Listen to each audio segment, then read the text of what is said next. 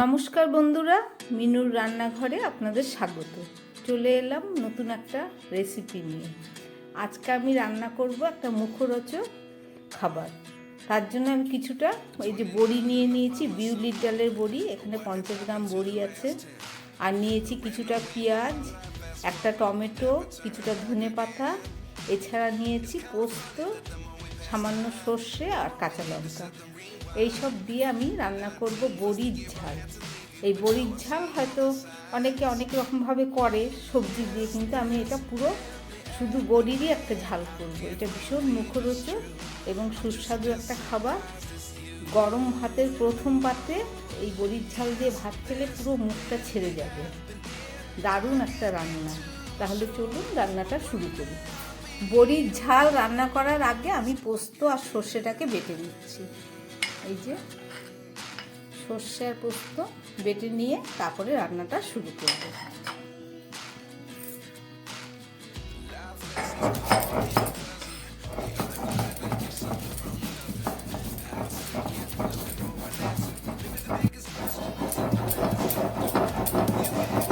আমার সর্ষে পোস্ত বাটাটা হয়ে গেল, এবার আমি এটাকে তুলে ফেলবো।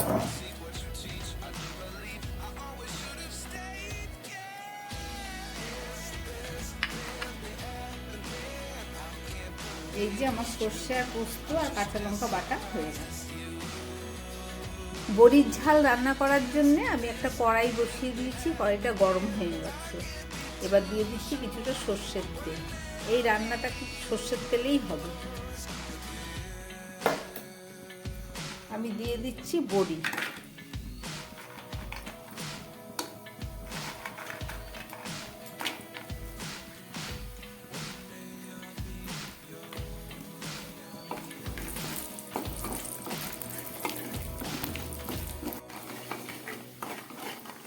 খুব হালকা কম আছে বড়িগুলো আমি ভেজে নিলাম। এবার বড়িটাকে তুলে ফেলব।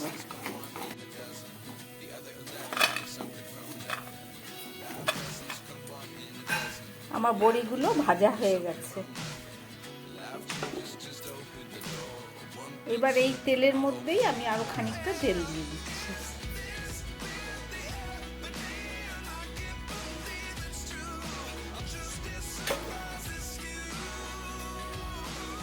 এবার দিয়ে দিচ্ছি একটু পাঁচফোড়ন।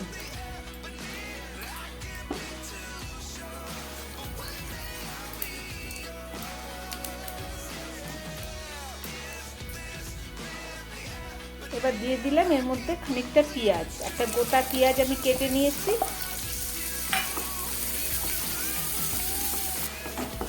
একদম কম আছে, এটাকে 2-3 মিনিট ধরে পেঁয়াজটাকে খুব ভালো করে ভেজে নিতে হবে। 2-3 মিনিট মতো আমি পেঁয়াজগুলো ভেজে নিলাম একদম গ্যাস কমিয়ে। এইবারে আমি এর মধ্যে দিয়ে দেবো কয়েক কোয়া রসুন থেতো করা।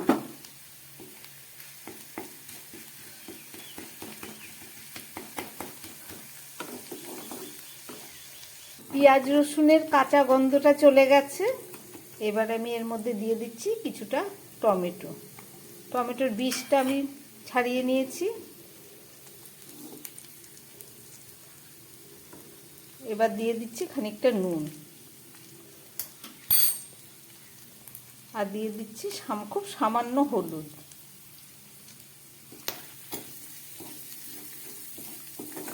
আঁচটা একটু বাড়িয়ে দিচ্ছি, মিডিয়ামে করে দিলাম।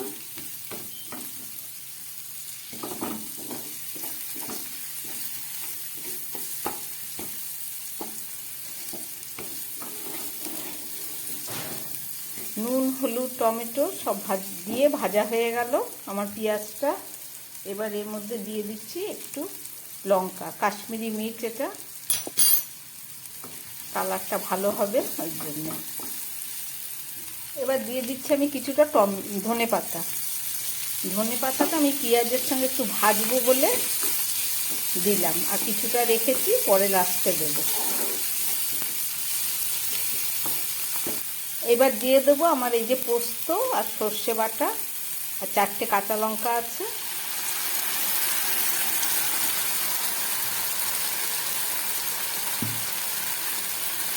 আর দিয়ে দিচ্ছি পোস্ত বাটার জলটা।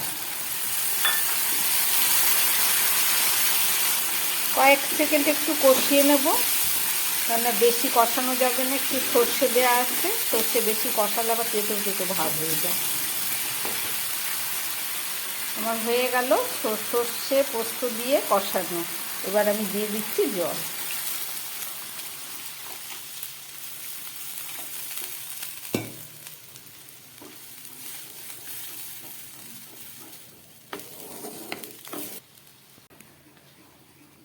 সর্ষে পোস্ত দেবার পরে এই ঝোলটাকে আমি 2 মিনিটের মতো ফুটিয়ে নেব, কেননা বড়িটা একদম শেষে দেব।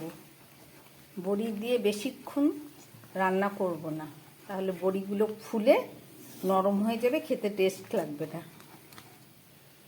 সর্ষে পোস্ত দিয়ে আমার ঝোলটা ফোটানো হয়ে গেছে। এবার আমি এই ভেজে রাখা বড়িগুলো এর মধ্যে দিয়ে দেব।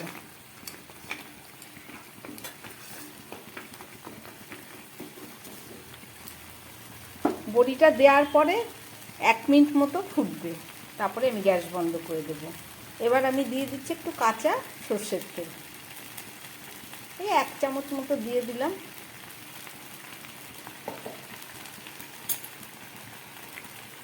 আর দিয়ে দিচ্ছি কিছুটা কাঁচা লঙ্কা, আগে দিয়েছিলাম 3-4টে, আর দিয়ে দিলাম সামান্য ধনেপাতা।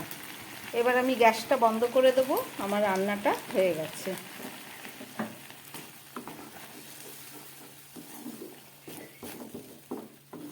এবার 2 মিনিট ঢাকা দিয়ে ফেরত এসে আবার আপনাদের দেখাচ্ছি 2 মিনিট পরে। 2 মিনিট পরে ফেরত আসলাম বড়ির ঝাল নিয়ে। এই যে ঢাকাটা খুলছি, এই যে দেখুন আমার বড়ির ঝাল তৈরি হয়ে গেছে। বড়িগুলো একটু শক্তই রেখেছি আর সামান্য ঝোল রাখলাম, কেননা খেতে এখনও 10-15 মিনিট বাকি আছে, তার মধ্যে বড়িগুলো ফুলে যাবে। বড়ি আবার বেশি ফুলে গেলে খেতে কিন্তু ভালো লাগবে না, একটু বেশ শক্ত হাফ মুচমুচে থাকবে। ঢেলে নিচ্ছি।